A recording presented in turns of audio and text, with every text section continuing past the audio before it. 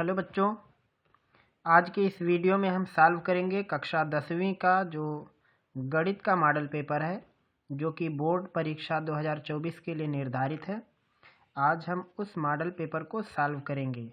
आप किताब का नाम देख सकते हो, राजीव प्रकाशन का है, वर्ष 2024 के लिए अनसॉल्व सीरीज है कक्षा 10वीं की गणित। और इस किताब में एक मॉडल पेपर दिया गया है, यहाँ पे आप देख सकते हो 2024 के लिए। तो इसका एक पार्ट हमने अपलोड कर दिया है जिसमें OMR सीट पर आधारित जो 20 प्रश्न होते हैं उसको हमने लगा दिया है।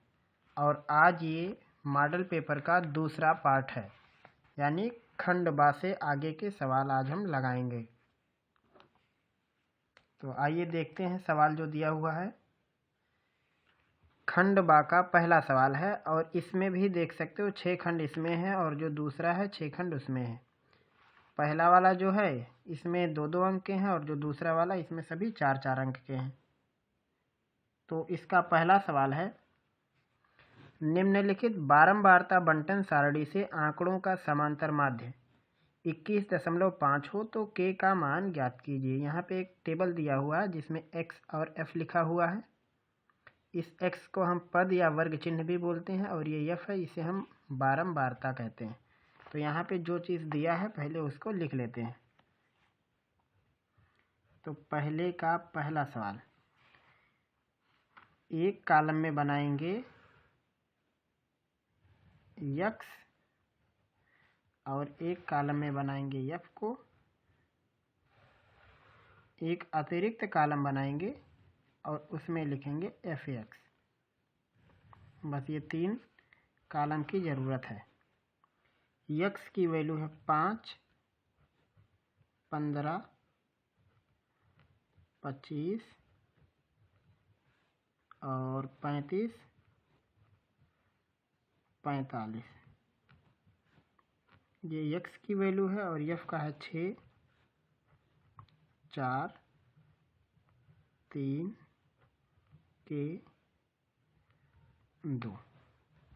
ये दिया हुआ है f का मान और बारंबारता दिया है, ये बारंबारता नहीं समांतर माध्य दिया 21.5 इसका समांतर माध्य, ये चीज़ दिया। तो हम अगले कॉलम में यहाँ लिखेंगे f(x), मतलब इनका गुणा करना। तो 6 का 5 में गुणा करेंगे 30, 15 का 4 में गुणा करेंगे 60, 25 का 3 में गुणा करने पर आएगा 75, 35 का k में करेंगे तो आएगा 35k और 45 का 2 में करेंगे तो आएगा 90, जो हो गया 35 और ये हुआ 90। फिर ज़रूरत पड़ेगी फ्रीक्वेंसी के ऐड की, तो जोड़ दो उसको। 6, 4, 10, 10, 3, 13, 13, 2, 15, तो हो जाएगा 15 प्लस k।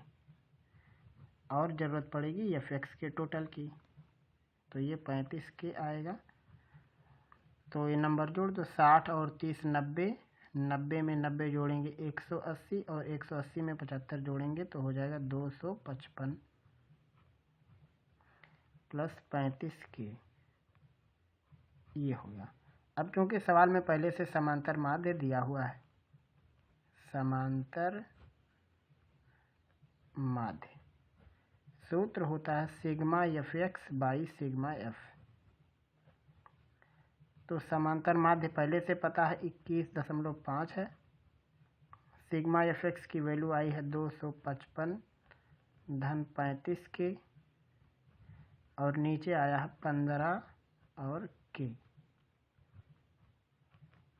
गुणा करेंगे सबसे पहले 15 का 5 में 75, 15 का 1 में गुणा 15 और 7 22, 15 का 2 में गुणा 30 और 2 32, 322.5 और फिर 21.5 का गुणा होगा तो 21.5k। इधर आएगा 255 धन 35k। तो हम 255 को इस साइड घटाएंगे तो लिखेंगे 322.5 ऋण 255 और बराबर 21.5 को दूसरी तरफ घटाएंगे 35k ऋण 21.5k। घटाएंगे जब तो 12 में से 5 घटाएंगे बचेगा 7, फिर यहाँ 1 बचेगा, 11 में से 5 घटाएंगे तो बचेगा 6, 67.5।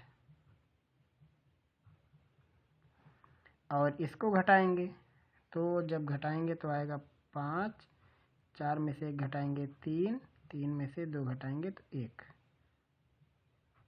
13.5 के, या के बराबर होगा 67.5 बटे में 13.5, तो 5 बार में ये कट जाएगा। तो ये हो जाएगा के का मान, जो कि 2 अंक का था। तो इसमें दिया हुआ था यक्स की वैल्यू और यफ की वैल्यू, और इसमें के की वैल्यू गायब थी, लेकिन उसके लिए हिंट दिया हुआ था समांतर माध्य। तो उसके सहारे से हमें के का मान निकालना है। तो हमें एक और अतिरिक्त टेबल बनाना पड़ा एफ एक्स के लिए। फिर हमें एफ एक्स को टोटल करना है, जो कि यहाँ तक आया है। ये यहाँ तक एफ एक्स है और ये यहाँ तक एफ। हमें इन दोनों की ज़रूरत पड़ेगी। तो ये हुआ पहले का पहला पार्ट। उसके बाद पहले का दूसरा खंड, के किस मान के लिए समीकरण 2x² माइनस के कोष्ठक में लिखा x माइनस 1 इक्वल 0 के मूल बराबर होंगे। तो ये है पहले का दूसरा सवाल है। 2x² माइनस के कोष्ठक में x माइनस 1 इक्वल 0, इसके मूल बराबर है, मूल बराबर है। तो मूल बराबर हैं तो इसका मतलब होता है विविक्तकर 0 होना चाहिए। अब विविक्तकर कैसे निकलता है?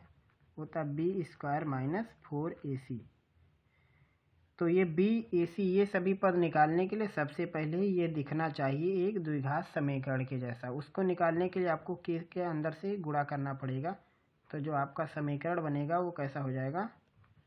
2x² माइनस kx प्लस के इक्वल 0 बनेगा।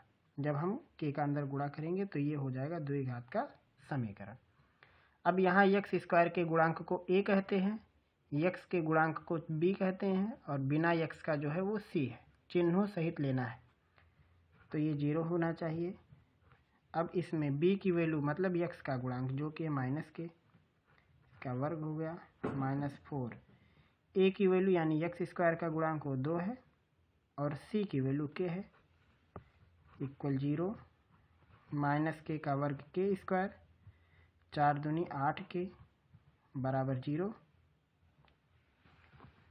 अब इसमें से k को कॉमन ले लो तो हो जाएगा k माइनस 8 इक्वल 0, या यहाँ से आएगा k का मान 0 और k का मान आएगा 8। तो सवाल में कहा था कि k का मान बताओ। तो अब ये बात आप देखो कि जब आप k की वैल्यू 0 रख दोगे यहाँ पे तो ये पूरा पार्ट 0 हो जाएगा।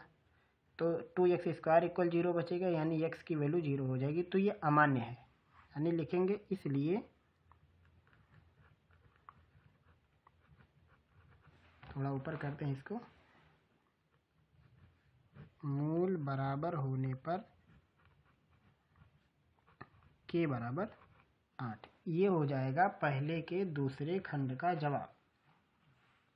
थोड़ा सा इसे आगे करते हैं और आपको दिखाते हैं तीसरा सवाल।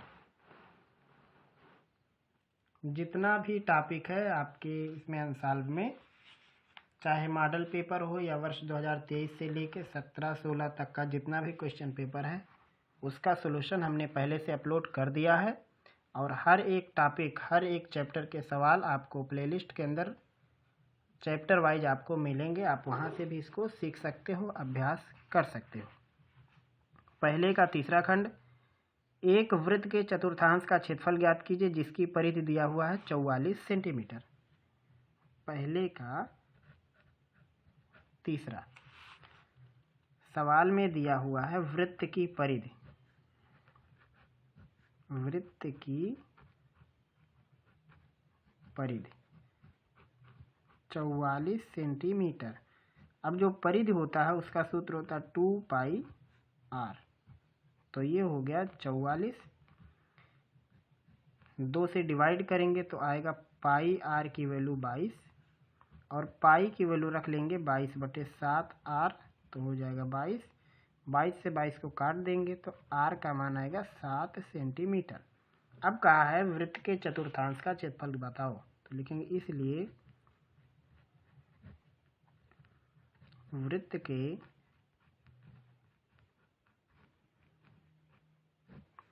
चतुर्थांश का क्षेत्रफल सूत्र होता है 1/4πr²। πr² पूरे सर्कल का, उसमें 4 से डिवाइड कर देंगे तो हो जाएगा 1/4। पाई की वैल्यू 22/7 और r का मान है 7 का वर्ग, तो हो जाएगा 1/4 इंटू 22/7 इंटू 49, 1/4 22/7 और 49। 7 से 49 को काट देंगे, 7 बचेगा और फिर लाइन से गुणा कर देना है। तो जब यहाँ 7 बचेगा, 7 का 22 में गुणा करेंगे तो आएगा 154/4। चाहे ये लिख दो, चाहे 77/2 लिख दो, और चाहे तो यहाँ पे लिख सकते हो 38.5 सेंटीमीटर स्क्वायर, या 38 सही 1/2 सेंटीमीटर स्क्वायर भी लिख सकते हो। यहाँ पे 49 आएगा, उसमें 7 से डिवाइड करेंगे, 7 बचेगा, उसका 22 में गुणा 154, उसमें 4 से डिवाइड कर देना है। तो ये हो जाएगा एक वृत्त के चतुर्थांश का क्षेत्रफल, जो कि इसमें निकालना था। आप इसे लगाइए।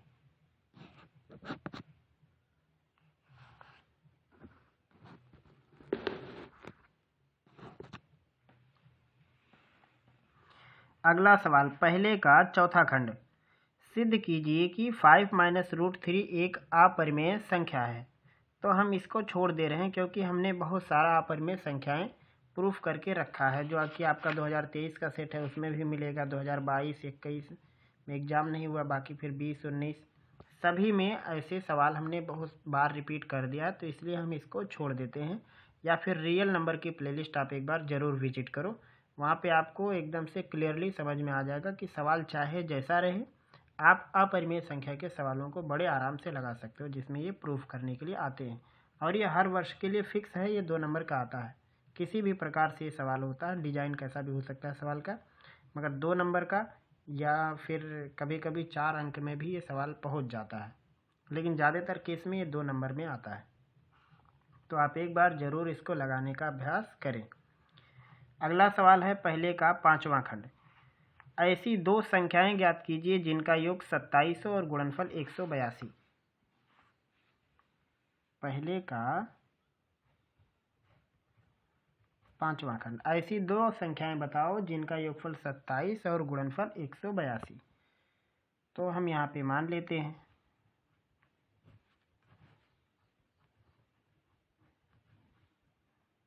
माना संख्याएं यक्स कामा 27 ऋण यक्स, हम ऐसा मान लेते हैं क्योंकि दोनों जोड़ के 27 आना चाहिए, तो हम इन दोनों को जोड़ेंगे तो 27 आ जाएगा, हमने ऐसा कुछ मान लिया। अब इसमें कहा है कि गुणनफल 182 है, तो लिखेंगे प्रश्नानुसार, मतलब जैसा सवाल है उस हिसाब से, यक्स और 27 ऋण यक्स बराबर आना चाहिए 182। गुणनफल 182 हो गया, हमने दोनों संख्याओं का गुणा किया। अब x का गुणा करेंगे तो आएगा ऋण x² और x का 27 में करेंगे तो 27x, और 182 को भी इसी तरफ कर लो तो बराबर हो जाएगा 0। अब ऋण से भाग करेंगे तो हो जाएगा x² ऋण 27x धन 182 बराबर 0। तो हमें ऐसी 2 संख्याएं बतानी जिनका गुणनफल 182 हो जाए, यानी हमें इसका गुणनखंड करना, फैक्टर करना है। तो 13 और 14 जोड़ोगे तो 27 होगा और गुणा करेंगे तो 182 आ जाएगा। तो जब इसको सॉल्व करोगे तो सवाल में बनेगा x ऋण 13 और x ऋण 14 बराबर बनेगा 0, या यहाँ से लिख सकते हो कि x का मान या तो 13 होगा या तो x का मान 14। तो जब आप 13 रखोगे तो दूसरी वैल्यू 14 बनेगी, जब 14 रखोगे तो दूसरी वैल्यू 13 बनेगी। जैसे x का मान यहाँ 13 रखा तो 27 माइनस 13 14 आएगा, और जब 14 रखेंगे तो 13 आएगा। तो लिखेंगे इसलिए संख्याएं 13, 14। ये हुआ इस सवाल का जवाब। अगला है पहले का 6वां खंड। सवाल में दिया हुआ है उस बिंदु के निर्देशांक ज्ञात कीजिए जो बिंदु -1, 7 और 4, -3 को मिलाने वाले रेखाखंड को 2:3 में विभाजित करती। तो सबसे पहले आप एक ऐसे रफ इमेज बना देना और यहाँ पे कोई पॉइंट ले लो, जैसे point A, point B. Suppose करो कि इनके कोऑर्डिनेट दिए हैं -1, 7 और इसका दिया हुआ है 4, -3 और ये कोई पॉइंट सी है जिससे ये 2:3 में बट जा रहा है, 2 और 3। यहाँ पे बात आप एक और ध्यान रखना कि जो निर्देशांक पहले दिया है उसके लिए पहला अनुपात आप इस्तेमाल करना, ये बात ध्यान रखना है। जैसे ये निर्देशांक पहले दिया है तो हम इसके बगल में 2 रखेंगे, ये निर्देशांक पहले देता तो इसके बगल में हम 2 रखते हैं। जो पहले इस्तेमाल होता है उसको पहले इस्तेमाल करना, जो बाद में होता है वो बाद में। तो हमने क्या किया, मान लेते हैं कि ये इनके अनुपात हो गए 2 और 3। तो हम यहाँ कुछ मान लेते हैं, मान लो ये 2m है और ये 3m है, ऐसा कुछ मान सकते हो, या 2x है या 3x है, कुछ इस टाइप से। और ये हुआ पॉइंट सी। केवल आप 2, 3 भी मान सकते हो, 2, 3 मान लेते हैं कि ये मान लो अनुपात अभी है 2 और 3। हमने ऐसा एक रफ इमेज बनाया। तो जब अनुपात में विभाजित हो जाता है तो उसके निर्देशांक जो होते हैं उसका सबसे पहले हम आपको सूत्र बताते हैं। विभाजन बिंदु का निर्देशांक सूत्र होता है m1x2 m2x1 by m1 plus m2। ये x वाले की वैल्यू आएगी और m1 y2 m2 y1 by m1 plus m2, ये y की वैल्यू बनेगी। ये x है, ये y है। तो अब यहाँ m1 और m2 हम कैसे निर्धारित करेंगे? आप चाहे इसे m1 कहो या फिर इसे m1 कहो, आप जिसे m1 कहोगे उसी के आधार पर आपका x2 डिसाइड होगा। अगर ये m1 है तो इसके बगल वाले में आपको x1 y1 मिलेगा, ये m2 है तो इसके बगल वाले में x2 y2 मिलेगा। अगर आप इसको m1 कह देते हो तो इसके बगल में लगे हुए कोऑर्डिनेट में आपको x1 y1 मिल जाएगा। उसी हिसाब से आपका m1 ये है तो x1 यहाँ होगा, आपका ये m2 है तो इसमें x2 होगा। तो हम अब इसमें हम इसे x1 y1 कह देते हैं, इसे x2 y2 कह देते हैं। तो सवाल के हिसाब से हम मान लेते हैं कि x1 का मान -1 है और y1 का मान है 7। ये इसको हमने x1 y1 कहा, इसको कह देते हैं x2 y2।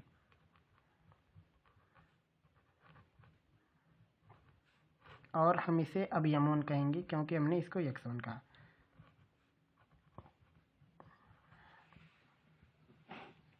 तो अब जो निर्देशांक बनेगा वो निर्देशांक क्या होंगे,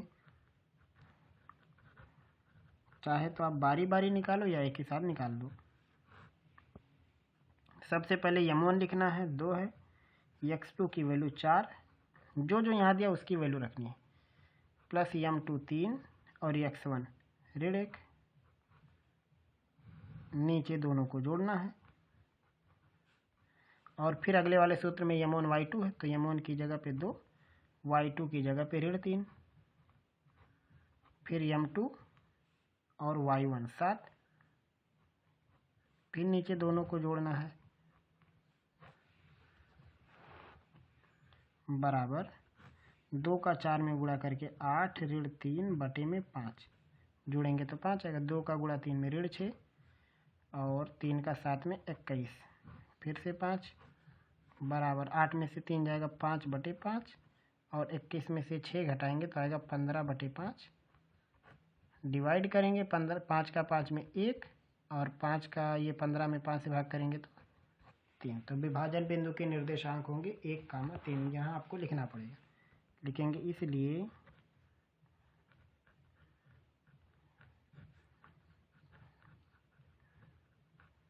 विभाजन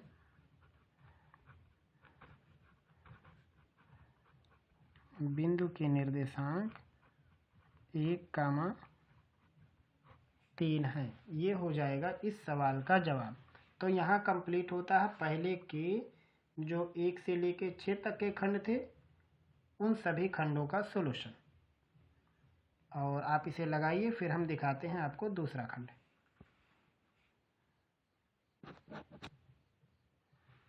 अगला प्रश्न है दूसरा, और इसमें भी 6 खंड हैं।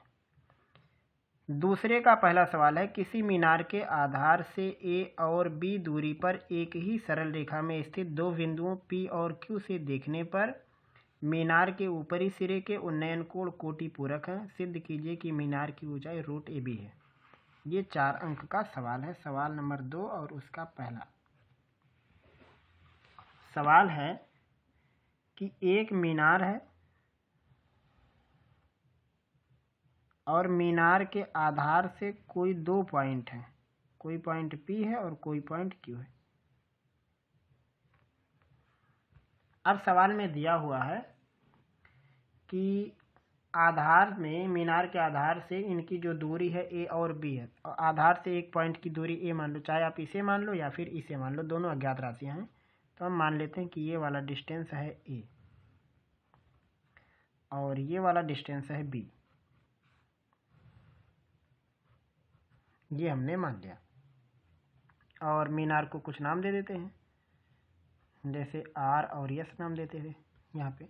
अब सवाल में है कि P और Q से देखने पर, ऊपरी सिरे को देखने पर जो उन्नयन कोण हैं ये कोटि पूरक हैं। कोटि पूरक का मतलब होता है ऐसे दो कोण जिनको जोड़ो तो 90 अंश हो जाए। तो हम किसी एक को थीटा मान लेते हैं तो दूसरे को 90 माइनस थीटा कह देते हैं। ऐसा कहने से 90 माइनस थीटा और थीटा जोड़ के 90 हो जाएगा, क्योंकि कोटि पूरक है, मतलब दो कोण जिनका योगफल 90 हो जाए। तो अब यहाँ पे लिखेंगे, शब्दों में लिखना पड़ेगा और ऐसे ही आपको परीक्षा की कॉपी में सवाल लगाना है। लिखेंगे माना मीनार RS, उसकी ऊंचाई निकालनी है। RS की ऊंचाई हम ऐसे मान लेते हैं कि मीनार की ऊंचाई है H। बिंदु P, Q से ऊपरी सिरे, या लिख सकते हो मीनार के ऊपरी सिरे को देखने पर उन्नयन कोण क्रमशः 90 माइनस थीटा थीटा। ऐसा हमने मान लिया कि P से देखेंगे 90 माइनस थीटा और Q से देखेंगे तो थीटा। ये सारी चीज़ हमने मान ली है। और साथ में ये भी कि PR की वैल्यू A है और QR की वैल्यू B है। यहाँ पे मात्रक नहीं दिया, चाहे तो आप आगे लिख सकते हो A मात्रक और B मात्रक, या A इकाई B इकाई। आप अपने मर्जी से सेंटीमीटर मीटर ऐड नहीं करेंगे, जो चीज़ नहीं दिया है उसको नहीं ऐड करेंगे। तो ये चीज़ इतना सारा सवाल में दिया हुआ है। अब यहाँ पे आपके पास 2 ट्रायंगल है, इन्हीं को सहारा बना लो, आपका काम हो जाएगा। चाहे आप पहले छोटे वाले समकोण त्रिभुज को लो या फिर बड़े वाले को, चाहे जहाँ से शुरुआत करो। हम पहले छोटा वाला ले लेते हैं। नाम क्या है उसका? समकोण त्रिभुज। जब भी समकोण का नाम लो तो 90 डिग्री को बीच में आना चाहिए, चाहे इधर से लिखो PRS या इधर से SRP। PRS बीच में वो आना चाहिए जिसमें 90 है। इसमें लगा देते हैं tan, क्योंकि हमें लंब और आधार के बीच संबंध निकालना। आधार पता है, लंब यानी ऊंचाई निकालनी है। tan 90 माइनस थीटा की वैल्यू हो जाएगी, यहाँ पे लंब है RS और आधार है PR। तो यहाँ पे RS को आपने माना है H, यहाँ लिखे हैं, और PR इसको मान लिया है A, और 90 माइनस थीटा का मतलब होता है cot थीटा tan में। तो ये हो जाएगा cot थीटा की वैल्यू H अपान A। इसको हम कह देते हैं समीकरण नंबर 1। अब एक बड़ा वाला है उसको ले लो, लिखेंगे समकोण त्रिभुज। अब चाहे इधर से क्यू आर एस लिख दो या एस आर क्यू, तो हम ये इस साइड से ही शुरू कर देते हैं, क्यू आर एस। इसमें भी लगा दो टेन थीटा, तो यहाँ से टेन थीटा कितना हो जाएगा, लंब और आधार का अनुपात। तो लंब है आर एस और आधार है क्यू आर, तो आर एस को एच माने हैं और क्यू आर को हमने बी माना है। तो ये हो गया टेन थीटा का मान एच अपान बी। टेन का उल्टा काट होता है, तो यहाँ से आप काट थीटा निकाल लो, जो कि होगा बी अपान एच। इसको कह देते हैं समीकरण नंबर 2। टेन का रिवर्स काट होता है, तो हम टेन की उल्टा करके आप हम काट लिख लिए, या यहीं से निकाल सकते हो, काट बराबर आधार बटे लंब, तो बी बाई एच होता है। ये समीकरण नंबर 2। अब देखो पहले और दूसरे समीकरण का एक पक्ष बराबर है तो दूसरा बराबर होगा, तो यहाँ पे लिखेंगे समीकरण 1 तथा समीकरण 2 की तुलना से। तो पहले समीकरण का बायां पक्ष है, दायां पक्ष एच अपान है, दूसरे का बी अपान एच। इनका तिरछा गुणा करेंगे जिसे हम वज्र गुणन बोलते हैं। तो एच का एच में गुणा होगा एच स्क्वायर, ए का बी में गुणा होगा ए बी। तो एच की वैल्यू निकालेंगे तो दूसरी तरफ वर्गमूल निकल जाएगा, और यही चीज़ प्रूफ करनी थी। ये हुआ दूसरे के पहले खंड का जवाब। शुरू से हम आपको दिखाते हैं, यहाँ से सवाल शुरू है और यहाँ पे उसका जवाब खत्म होता है।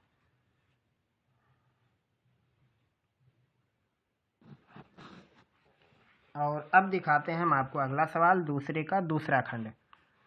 सिद्ध दिया है, सिद्ध कीजिए कि काट ए माइनस कास ए अपान काट ए प्लस काट ए। प्रूफ करना है कासेक ए minus 1 upon cosec A plus 1। ये चीज़ प्रूफ करना है, 4 अंक का है। दूसरे का दूसरा खंड, काट ए माइनस कास ए बाई काट ए प्लस कास ए। प्रूफ करना है cosec A minus 1 upon cosec A plus 1। ये चीज़ प्रूफ करना है। तो आप चाहे लेफ्ट से शुरू करो या राइट से, तो हम यहाँ लेफ्ट से शुरू करते हैं और राइट वाले पार्ट को लेके आते हैं। तो लिखेंगे लेफ्ट हैंड साइड, और जो है पहले उसको उतार दो, काट ए माइनस कास ए, नीचे काट ए प्लस कास ए। काट का फार्मूला होता है कास अपान साइन, तो उसकी जगह पे लिख दो माइनस कास ए। नीचे भी सेम चीज़ है, कास ए अपान साइन ए प्लस कास ए। आप देखो तो ऊपर और नीचे दोनों में कास कॉमन है, तो इसको ऐसा लिख सकते हो, ऊपर से कास ए कॉमन ले लेंगे तो अंदर बचेगा 1 अपान साइन ए माइनस 1। नीचे से कास को कॉमन लेंगे तो 1 अपान साइन ए प्लस 1। इस कास से इस कास को काट सकते हैं और इसको पलट के लिख दो, 1 अपान साइन माने होता है कॉसेक, तो हो जाएगा कॉसेक ए माइनस 1 और कॉसेक ए प्लस 1, जो कि है राइट हैंड साइड। यही चीज़ आपको प्रूफ करनी थी। तो इस प्रकार से लगेगा दूसरे का दूसरा खंड।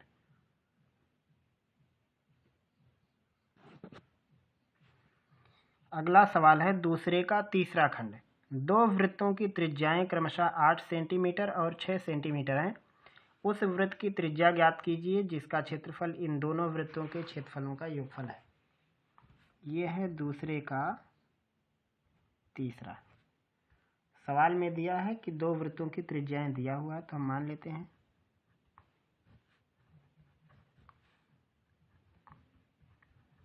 माना दो वृत्तों की त्रिज्याएं R1, R2 है, ऐसा हमने मान लिया। तो इसके हिसाब से R1 का मान दिया है 8 सेंटीमीटर और R2 का मान दिया है 6 सेंटीमीटर। अब सवाल में दिया उस वृत्त की त्रिज्या ज्ञात करो जिसका क्षेत्रफल इन दोनों वृत्तों के क्षेत्रफलों का योग है। तो ये दोनों दिया हुआ है और इन दोनों को मिला के हमें एक क्षेत्रफल बनाना है। तो लिखेंगे इसलिए इन दोनों वृत्तों के क्षेत्रफलों का योग।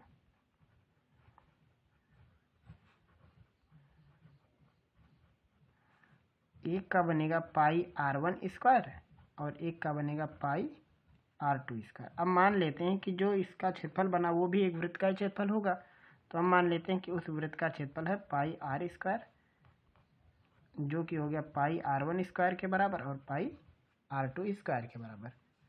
तो आप देखो सब में पाई है, कैंसिल कर सकते हैं, तो यहाँ बचेगा r², r1² और r2²। r² की वैल्यू 8 का वर्ग और ये 6 का वर्ग, 8 का वर्ग 64, 6 का वर्ग 36, दोनों जोड़ेंगे तो 100 और वर्गमूल निकालेंगे तो 10 सेंटीमीटर आएगा। लिखेंगे इसलिए नए वृत्त का क्षेत्रफल, या बड़े वृत्त का क्षेत्रफल भी लिख सकते हो, क्षेत्रफल नहीं सॉरी, बड़े वृत्त की त्रिज्या निकालना था।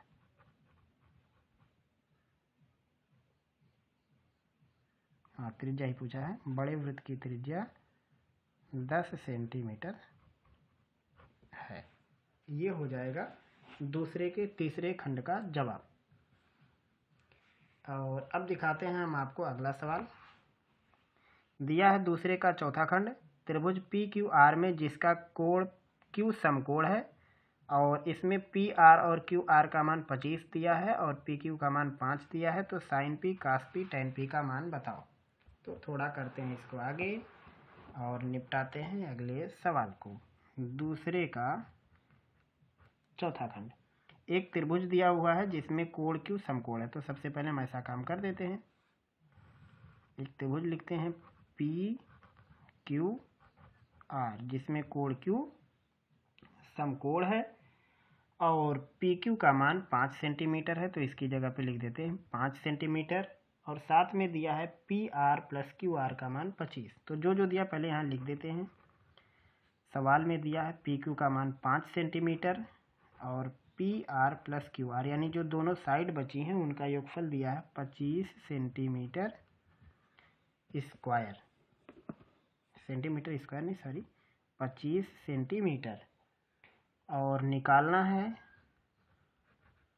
sin P का मान, cos P का मान और tan P का मान।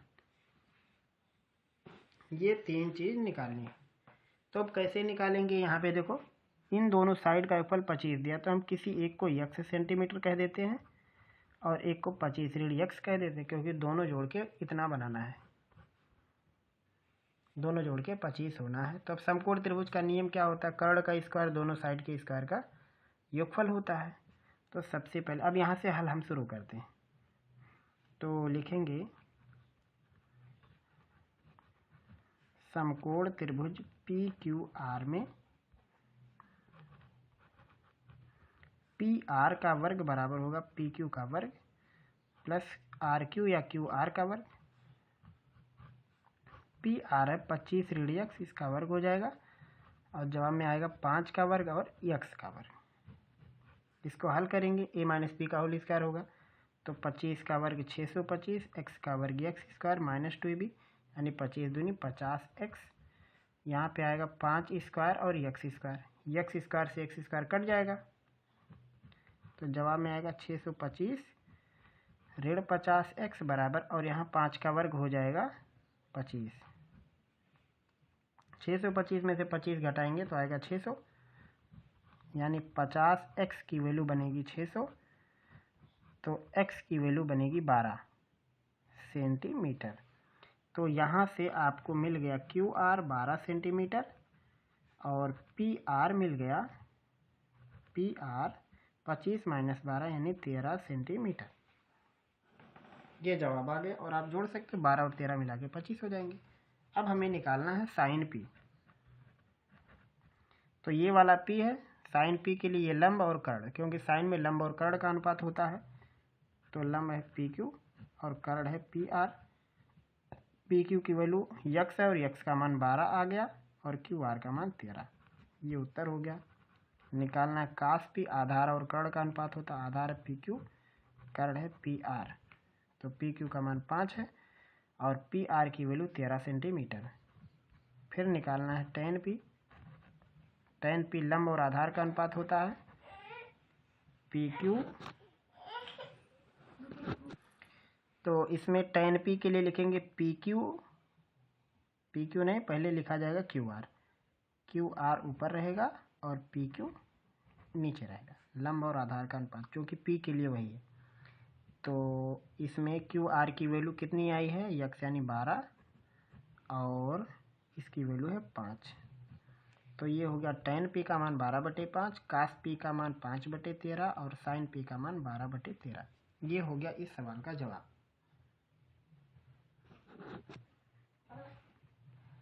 अगला सवाल है दूसरे का 5वां खंड। दिया है cosec A की वैल्यू 2, तो निकालना है 1/tan A plus sin A by 1 plus cos A का मान बताओ। ये दिया हुआ है दूसरे का 5वां खंड और सवाल में दिया है cosec A की वैल्यू 2, तो निकालना है 1/tan A प्लस में sin A by 1 plus cos A। इसकी वैल्यू बतानी है कि कितनी होगी। तो यहीं से सवाल शुरू करते हैं। जो दिया है ये cosec में कितने की वैल्यू है ये आपको बताना है। तो ये 30 अंश का मान है, तो A का मान हो जाएगा 30 अंश, यानी cosec 30 की वैल्यू होती है 2, तो A की जगह पे 30 आपको रखना पड़ा, यानी A की वैल्यू 30 आई। या फिर आप क्या कर सकते हो, एक समकोण त्रिभुज बनाओ और फिर वहाँ पे लंब और कर्ण के आधार पर तीनों भुजाएं बनाओ, जैसे कि अभी इसका हमने चौथा खंड लगाया। फिर उसके हिसाब से आप sin A cos A tan A सभी लगाओ, जैसे उसमें sin P cos P अपने tan P निकाला। या फिर इस हिसाब से सवाल सॉल्व हो सकता है, नहीं होता तो फिर वो तरीका अपनाना पड़ता। अब यहाँ पे इस सवाल को हल करने के लिए हम क्या करेंगे, लिखेंगे 1/tan A यानी tan 30 अंश प्लस sin 30 अंश और नीचे 1 प्लस cos 30 अंश। जहाँ जहाँ A है वहाँ वहाँ हमने 30 लिख दिया। तो ये हो गया 1/tan 30 का मान होता है करड़ी में 3, करड़ी में 3 नहीं 1/करड़ी में 3, तो इसको ऐसा लिख देते हैं। tan 30 का मान 1/करड़ी 3 होता है, प्लस sin 30 इसका मान होता है 1/2 और cos 30 का मान होता है करड़ी में 3/2। ये हो गई सारी वैल्यू। तो करड़ी 3 को ऊपर नीचे मतलब यहाँ नीचे से ऊपर हो जाएगा, ये तो हो जाएगा करड़ी 3 धन यहाँ 2 से गुणा करेंगे और 2 से कैंसिल हो जाएगा, तो ये हो जाएगा 1/2 प्लस √3, इतना बनेगा। अब उसके बाद चाहे तो इसका परिमेयीकरण करा दो या तो पहले गुणा कराओ, तो हम यहाँ पहले इसका परिमेयीकरण कर देते। तो ये हो जाएगा √3 प्लस परिमेयीकरण कराने के लिए चिन्ह बदल के गुणा कर देते हैं। तो गुणा करेंगे 2 माइनस √3 से ऊपर नीचे, तो 2 प्लस √3 पहले से है और 2 माइनस √3 से गुणा कराएंगे, तो ये हो जाएगा √3 प्लस 2 माइनस √3 और a plus B a minus B type formula है ये, तो a² माइनस बी², 2 का वर्ग 4, करड़ी 3 का वर्ग 3, 4 में से 3 जाएगा 1, यानी ये हो गया √3 प्लस 2 माइनस √3 और माइनस √3 से प्लस √3 कैंसिल, उत्तर आएगा 2। ये हो जाएगा इस सवाल का जवाब। यानी अगर आप इस पूरे को हल करोगे तो ये sin A के बराबर ही आ जाएगा, यानी यही इसका जवाब बन जाएगा। आप वैसे भी हल कर सकते हो इसको, जैसे tan को आप sin बाई cos कर दो, नीचे का चीज़ ऊपर करके तिरछा गुणा करा दोगे, हल करोगे तो फिर पलट के जवाब आ जाएगा। और ऐसे भी लगा सकते हो, समकोण त्रिभुज बना के भी लगाया जा सकता है। तो ये है दूसरे का 5वां खंड। एक और बचा हुआ है इस रणभूमि में, उसको भी लगे हाथ निपटा देते हैं। दूसरे का 6वां खंड।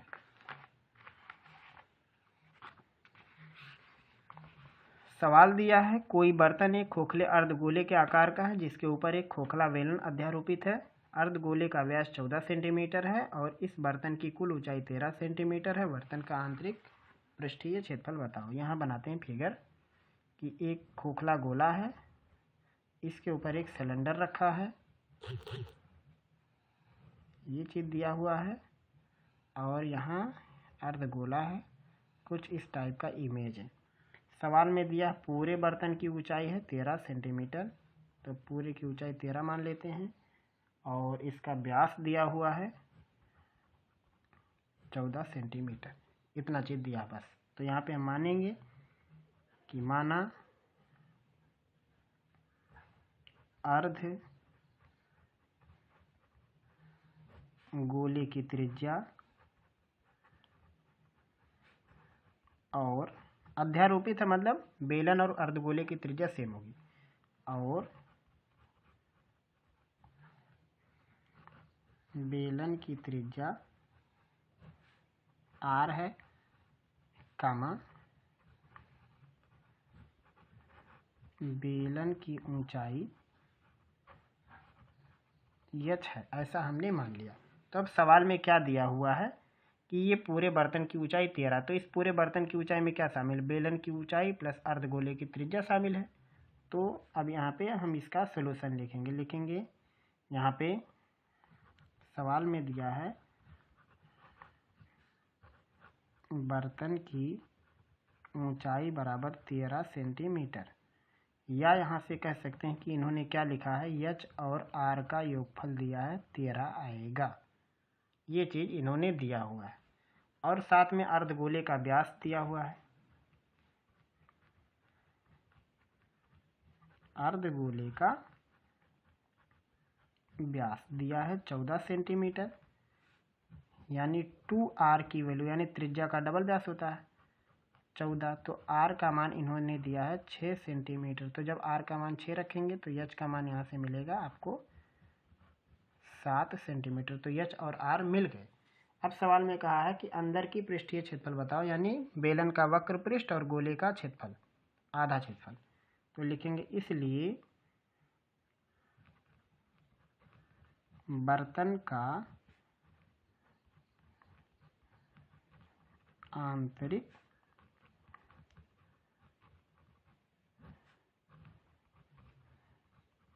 पृष्ठीय क्षेत्रफल बराबर लिखेंगे बेलन का वक्र पृष्ठ